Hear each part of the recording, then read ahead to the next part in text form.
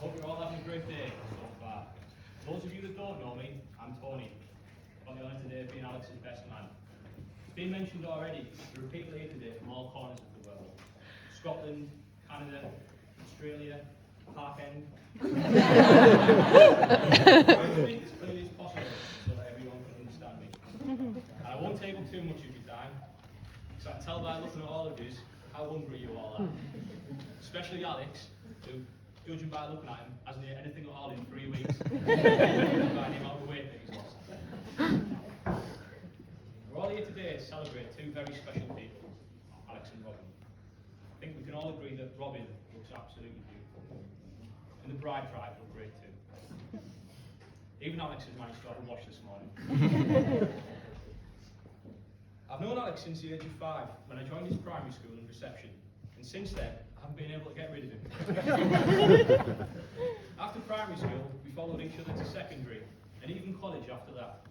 And believe it or not, we now work next door to each other. One of my earliest memories of Alex was in primary school, where he used to disappear on his own for a few hours every week.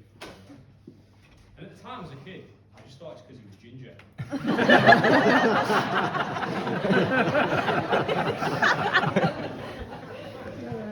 And maybe the G&T that I seen wrote on one of his books must have meant ginger and terrible. But it turns out he was actually going to gifted and talented. Special lessons for the really clever kids. Alex's intelligence has been quite useful to me in later life. For example, whenever there's a pub quiz, I'll always make sure that I'm on his team, because I know that he's got a good chance of winning. Some of us now even call him the human calculator. Today's his best man. It's my duty to make sure he turns up on time, sober, and looking good. So at least I've got 2 out of 3. I mean, come on, I'm a best man. I'm not a magician. I hope he doesn't regret choosing me as his best man, but I have a feeling by the end of his speech, he might.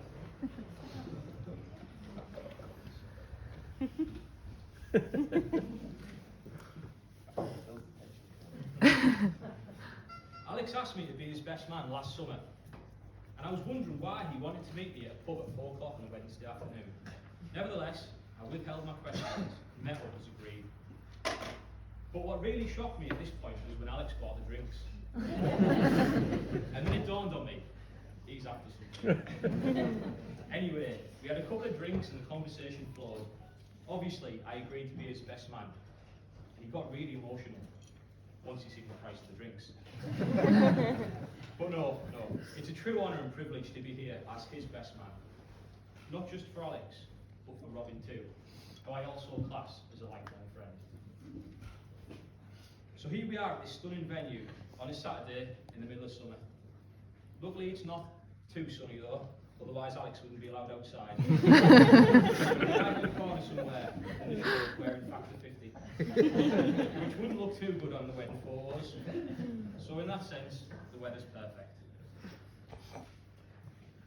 Back in June, 10 of us had a fantastic 3 nights in Benidorm for his stag do.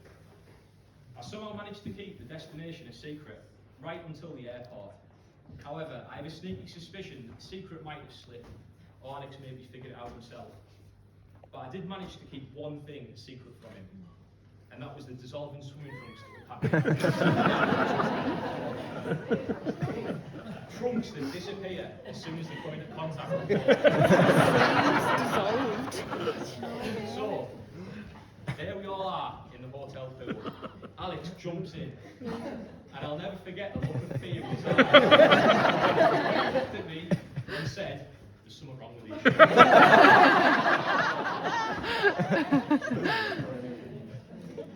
Science took its course, and within minutes the trunks were gone. And to Alex's horror, we all got out of the pool and left him in there.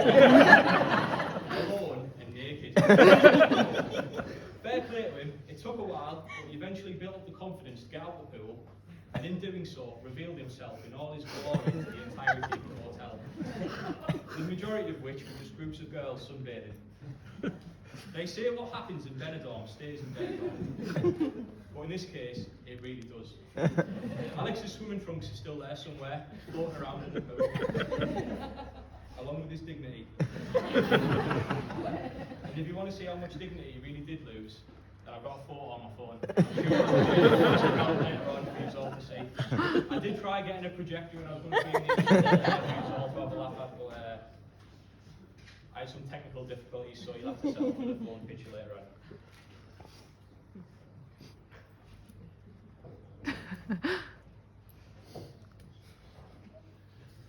Moving on.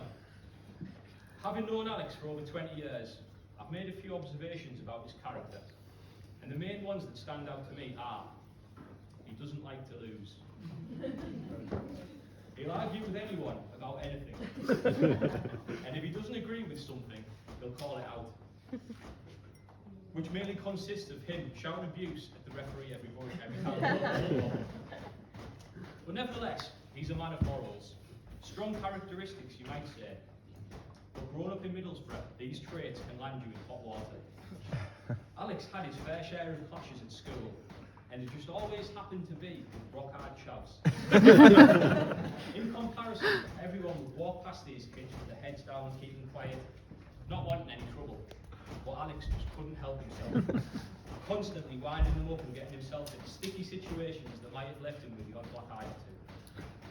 Unfortunately for Alex, break times at school were short, and sometimes it was a real-life situation being saved by the bell. I'm sure you're all aware of how long Alex and Robin have been together, but just in case you need reminded, it was the 17th of April 2010. Now, I've got a few fun facts here just to try and hit home how long ago that actually was. Back then, Alex was 17, he's now nearly 30. We both had hair down our shoulders. Gordon Brown was still Prime Minister, and the final 2 Harry Potter films were still to be released. That's over 12 years in counting.